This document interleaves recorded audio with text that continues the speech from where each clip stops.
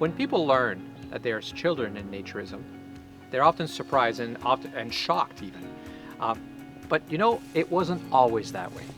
When I was young, a naked child was just cute. Nobody thought about sexuality when you saw a naked child. My sister didn't wear a top until she reached puberty. She just wore a little bikini type or Speedo bottom just like I did, because we were basically the same. And somehow in the last few decades, in an attempt to protect children, the intent was good, but what we've actually done is we've sexualized them.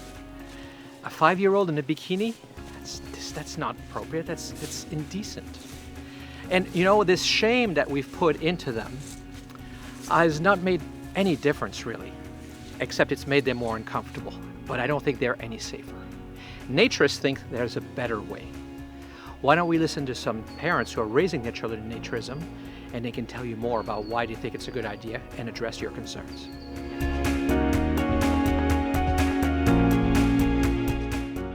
So we've been coming here for 4 years now, and we really enjoy coming here, and this is one of the only naturist places that we can really go to. He has a blast here, and I'm trying to raise him in a naturist environment so that he has more self-confidence and he's comfortable in his own skin, and that also he realizes that not every body is a certain way. He sees everybody, and every body is different. So.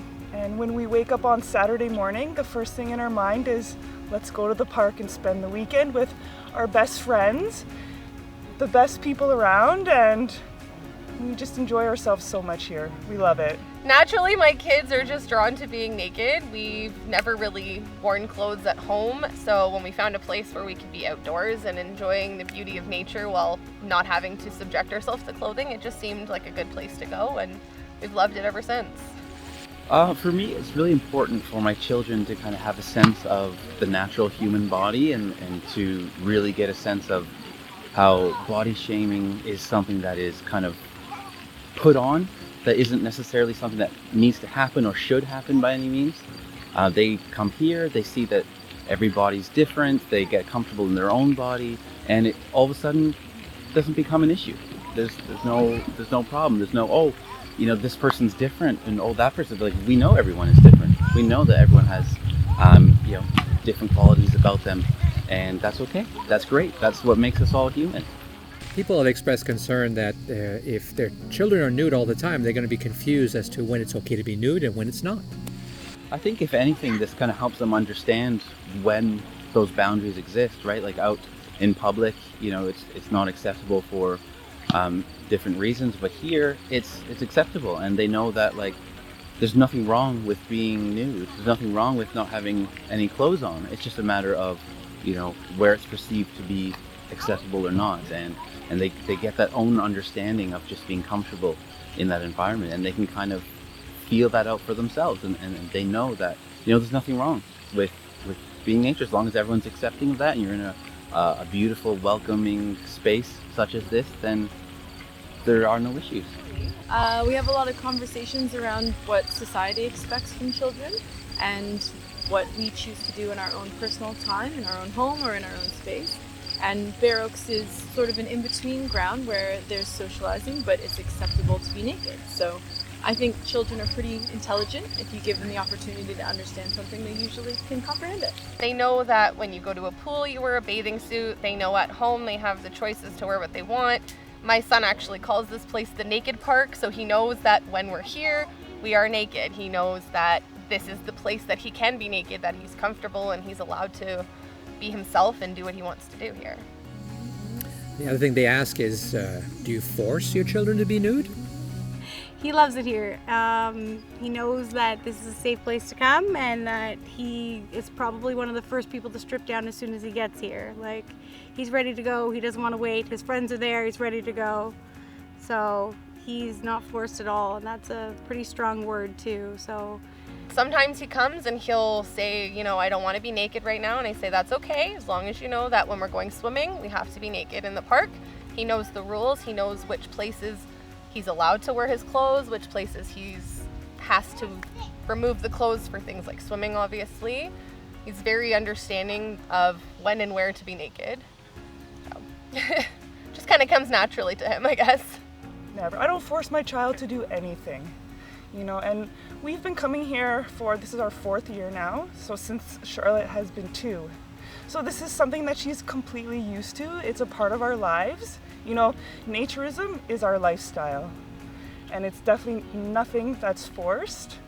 And if it was, let's just say in a couple of years, Charlotte's not as comfortable with it, I would never ever force her to come, but always reinforcing why it's okay to be in here and why it's safe.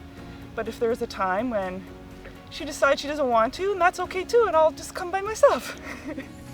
And in a similar vein, they want to know, why don't you just wait until they're old enough to make up their own decision as to whether they want to be nude or not? I'm his parent. I make decisions for him. We make decisions in his day-to-day life, his religion, just certain things like that, his school. This is one of the parenting choices that I'm making for both him and I think it's a positive parent choice. So, when do you make that decision? When do you decide that your child is old enough to make that decision? How do you figure that out? How do you know when your kid is ready to make a sandwich by themselves? How do you know when your kid's ready to go to the bathroom by themselves? How do you know when your kid is ready to go to school by themselves? How do you, as a parent, make that decision to say, my kid is old enough for this? Things like nudity is not an age thing. That's something we're born as. I live by the phrase, we're born naked and the rest is drag. Everybody is born naked. We come into this world naked. It's normal. It's natural. It's something that should be normalized. Unfortunately, society says otherwise. So, raising our kids in this environment, they understand that they're in a safe spot and that they can be who they want to be. Of course, there's also the fear that the kids will be made fun of when they find out that they're naturists, and that they'll have trouble getting along with their peers in school. I encourage my children not to be friends with anyone that's going to make fun of them for their natural state or their choices. So I don't really think having a friend that is going to make fun of you for something you choose to do that makes you happy or feel good is a very good friend at all. I mean, unfortunately, bullying and being made fun of is a way of life. And if it's not naturism and being naked, it'll be, the color of her hair, or she runs funny, or whatever the case may be. But I give her the confidence in herself to stand up for herself, and that she knows that when she comes here, it's not wrong. It's natural, and it's something that society has dubbed as something that's not normal and not okay. Some people are afraid that if the kids are nude all the time, they're going to become more sexually promiscuous. I think if anything, it'll probably give them an even more understanding and appreciation of the human body and boundaries and respect, because being a naturist isn't about sex. It's not about looking at the body from that one perspective. It's about looking at it as a body and as a person and as a being behind that. And they see that, and I think if anything, once it comes time for sexual maturity on their part, they will be so comfortable with the human body that it will be respected much more. It won't just be like, I'm just so excited and don't know what to do with myself because I am perhaps seeing, the attraction on a sexual level of a person just because I can see them in, without clothes or with less clothes. It's something that then becomes normal, and they can then focus on the person and the human being in front of them, making what we could only hope would be proper choices based on that, as opposed to just the excitement or the taboo factor of the naked body. I find that it's the opposite. When you encourage your children to have a sense of their bodies removed from sexuality, they have a better sense of when it's appropriate for a body part to be sexualized. All of our body parts are not sexual and sexual, depending on the context. If you allow your child to be naked in a context that's not sexual, they get an actual understanding of that. So I think what we're doing is fostering really sexually intelligent children, as well as children who are aware of body parts and names, and the fact that they're all different and there's no actual expectation for what they have to look like or what should or shouldn't be sexually attractive to them. And a related question that they have, which is kind of the opposite, is that they will become desensitized to sexuality because they're desensitized to nudity. sexuality isn't just about nudity. It's about a lot of other aspects. It's about like connection, and it could be a touch, it could be anything like that. It could be just other things, not just about nudity. Yeah, I think if anything, the atmosphere and the core elements of naturism actually enhances the respect for sexuality. It allows them to see it for what it is, which is a very beautiful part of human nature. I think it desensitizes them, I think, to the negative sides of sexuality, to the, that a body is for sexual purposes whenever you see any, specific body parts. I think it allows them to look past that, see someone for who they are as a person, and as a result, treat them that way. I'm hoping it will give them a much more greater respect and understanding for the human body and for people and the skin that they're in. And what about photos? Of course, you might take photos of your kids, and we might publish photos. Why? Why do we need photos of naked children is what people would ask you. It's lovely to have pictures of your children in all sorts of environments, and it's lovely to share pictures with people who maybe don't understand the naturist way. So pictures for us are important. It's how we can communicate with people that can't be here in person. So we really are very encouraging of photography. But then people will say, isn't that photo child pornography? I get really confused as to why people think pictures of children need to be pornography. I myself did a lot of nude modeling before having kids, so I'm used to the human body being a piece of artwork as opposed to, pornography. But even with kids, the only difference in the photos that we take of our kids here as opposed to at a regular park, the only difference is that they're not wearing clothes. They're still doing the same activities that they would be doing in another setting. They're still being kids. They're not doing any sort of sexualized activities. So it's not pornography if it's not sexualized. They're just being themselves. They're living their lives and they're happy and free. A photo of me is not pornography. Just because it's a child doesn't mean any different. I don't see why I couldn't take a picture of him having a great time on the jungle gym because he's nude. Why would I not be able to do that? That's not pornography at all. A photo of a child naked is only sexual if the child is being exploited in a sexual manner, just like with humans. So if I look at a body part, it doesn't make it sexual necessarily because the body part itself isn't sexual. The context is sexual. If I'm giving birth to a child, my vagina is not sexual. If I'm breastfeeding my baby, my breasts are not sexual. And a photograph of that depicts the same thing. It's all about context. And that's a really important thing that we need to learn, that it's not a body part, it's the situation that makes it sexual or not. And it's the same thing with pictures of children. The biggest concern that people have when they hear that there's children here at Bear Oaks is that somehow that will make them more vulnerable to predators. Predators are everywhere, whether you're clothed or not. I don't think that makes it. And because this is such a safe community, and because we've been coming here for so many years, everybody knows us.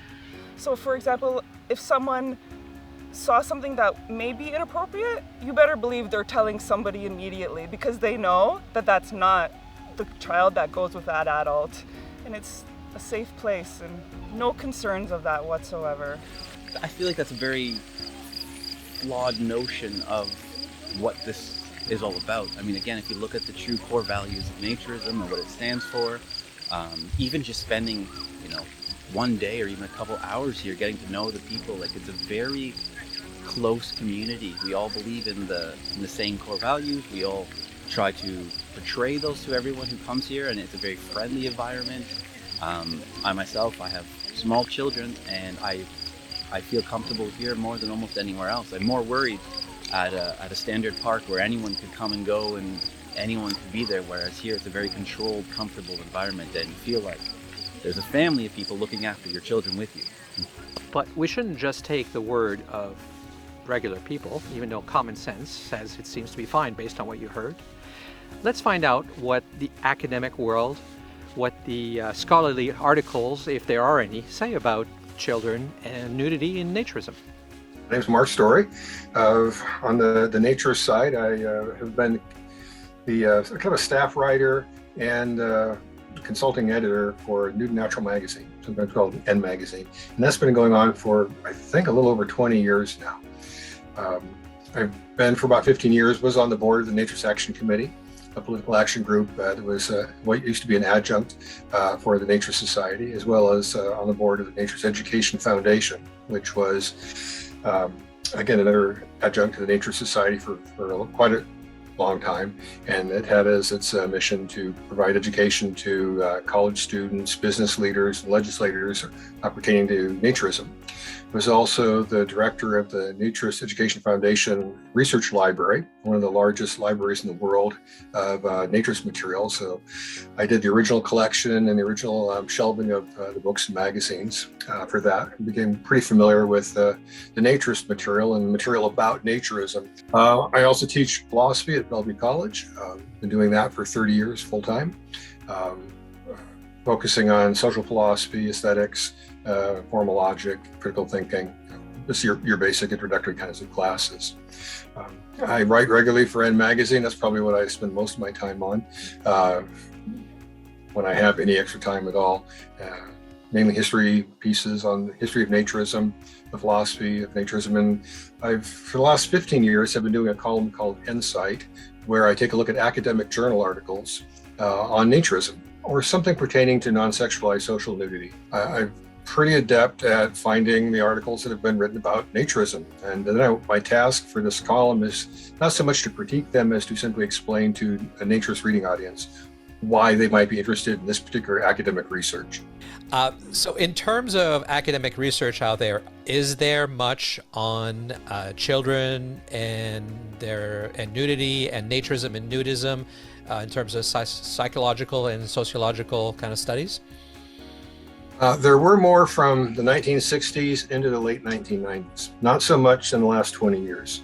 But there were some good articles. By good, I mean articles that other academics writing in the field would refer to. So if you take a look at an article about nudity and children, or just nudism in general, you're going to find them, these other articles footnoted. So they're respected articles. The best one is the latest one by Paula Kami and some others. This came out, and you've got a series of, I think, 3 articles from 1995 through 1999. Again, an 18-year-long study that impressed a lot of people. And it was anthologized at least 3 times in college textbooks, on sociology textbooks pertaining to sexuality and family behavior and whatnot. So it seems to be a respected discussion. Now, there are studies about children and nudity, in the sense like, how do children respond to nudity in the arts? There was a little slew of articles on that subject that came out just a few years ago. A lot of those articles were just in some kind of peripheral journals, but they were interesting. I think what you seem to be interested in is childhood response to, say, nudism or family nudity. Mm-hmm. And that just has kind of fallen off the charts in terms of interest in the last 20 years for reasons I can't be sure of. I do know that some researchers who want to work with the field feel like they're going to take some flack from their peers. You're talking about nudity in children, and everybody starts thinking you're strange. So there's been... Or worse. And so there has been a slowdown in the study in academia, I think, because too many researchers feel like they will just be perceived as strange or worse if they tackle the topic. Now, you can tackle nudity. You can even tackle nudism, which is a little tough. You can tackle sex. No problem there, because sex is cool. Nudism is strange, but nudism in children, it's just a tough one for a lot of academics to want to grapple with. Of the research you've reviewed, you reviewed, I think, all of it, you've said, are there any conclusion that are negative, that it's bad for children to be in nudism or naturism?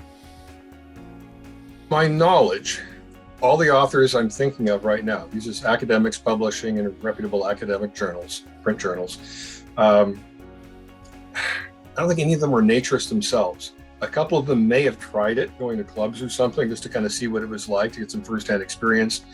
But as I recall, all of them would not be the first, they wouldn't be saying, yes, I'm a naturist, I'm here to talk about my people.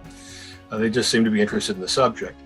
And in general terms, I am confident I can say that of the articles that have been published since the 60s on the topic of empirical studies of how experience of nudist life early on as a child impacts you, all the authors were surprised at how little negative impact there was. In fact, virtually none.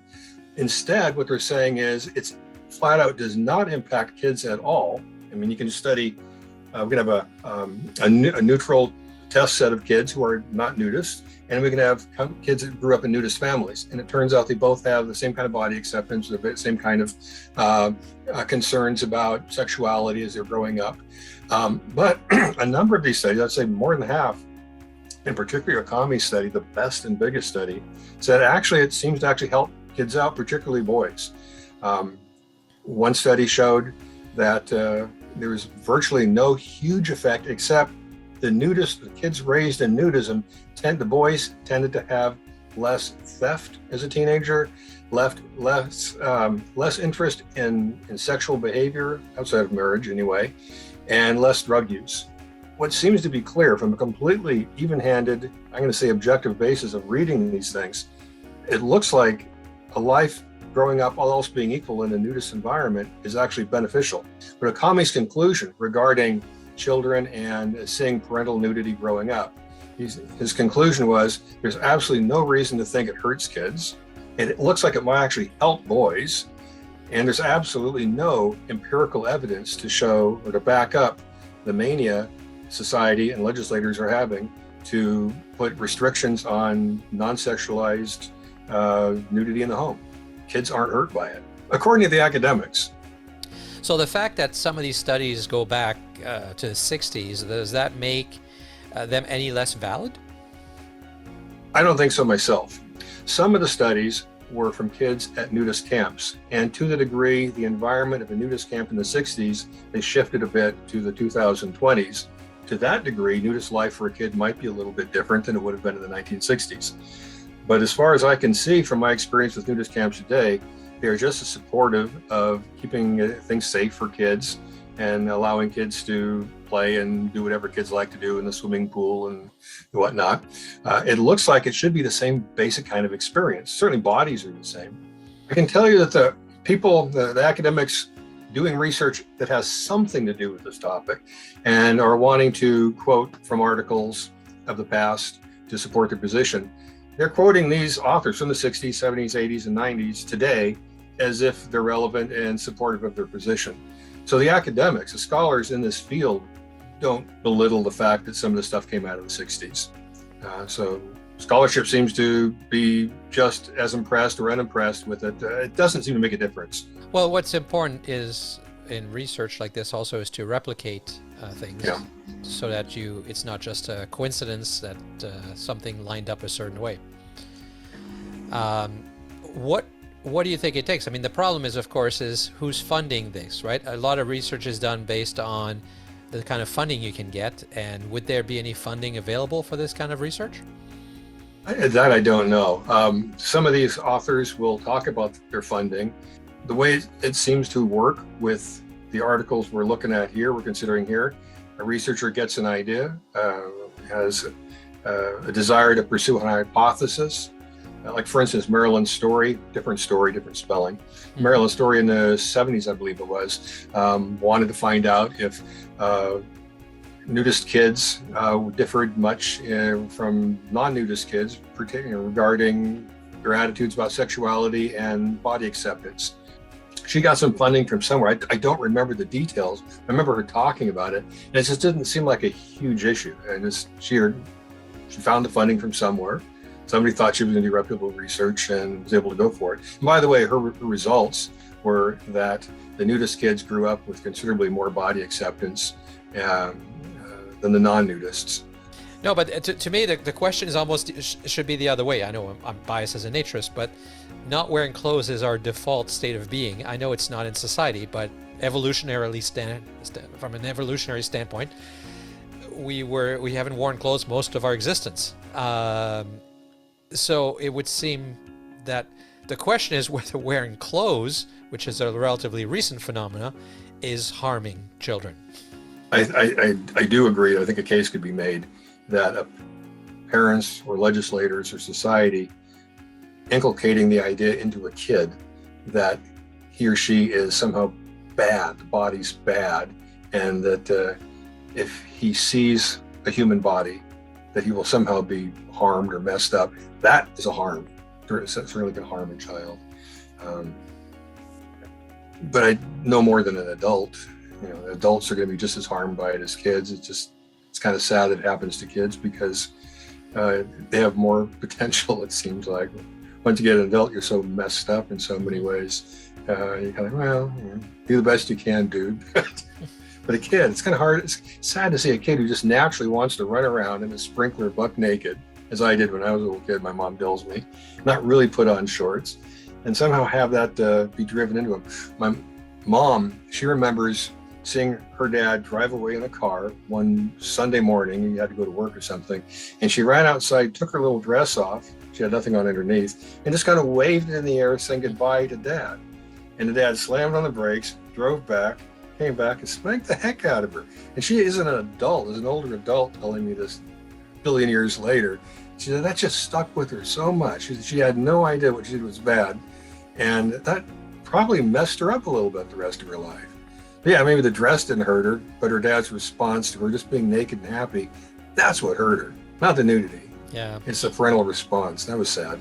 When I was young, it would not be unusual to see a 4-year-old naked on the beach. And nobody ever thought, oh my God, child porn. They just say, oh, isn't that cute, a little 4-year-old running around naked on the beach. My sister, until she reached puberty, only wore the same bathing suit basically that I was, which was a little Speedo-like bathing suit. Because she looked basically like I did, like her chest anyway. Now we put bikinis on 4-year-olds, 4-year-old girls. I think in an attempt to protect them, we've actually done the opposite and sexualized them. And they must feel that, right? Because that reaction to nudity, that attitude towards nudity starts so early now. And having to wear these little things that are the same as what you see the adult imagery of sexuality must plant these ideas in their heads. And I wonder if anybody's looked at that. There are some folks, it seems to me, it's Goldman and Goldman are looking at how children perceive modesty and perceive the need to wear clothes. But all that really came out of that study was finding out that kids in Sweden thought that you really didn't need to wear clothes on hot days. Kids in New Zealand, a little less. Kids in Canada, a little less.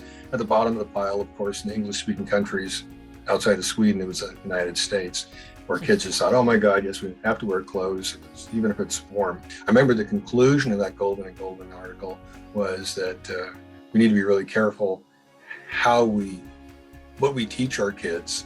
And again, they were saying there really doesn't seem to be any evidence to show that social nudity in the family or even outside the family causes any problems with the kids. But we certainly can mess kids' minds up if we try to teach them that it's immoral. Certain body parts are immoral, and viewing them is certainly immoral. I think an honest and clear assessment of the academic research, the empirical academic research on children's response to childhood nudity in the home and outside the home is that it causes no harm to the kids, and that it actually looks like it might help the kids in terms of personal body acceptance and how comfortable they will be with sexuality later in life. By that I mean openness to others, and willingness to engage in close, intimate relations with others. What most of us would call healthy sexual kinds of relationships, sexual attitudes. It seems to be of help. It also seems to nudge at least boys towards less theft, less illegal drug use. That may be relevant to some people. So the empirical evidence does not support the legislation and the mania against non-sexualized family nudism. It's up to us to show the world that we can be naked and our kids can grow up and probably will grow up perfectly happy.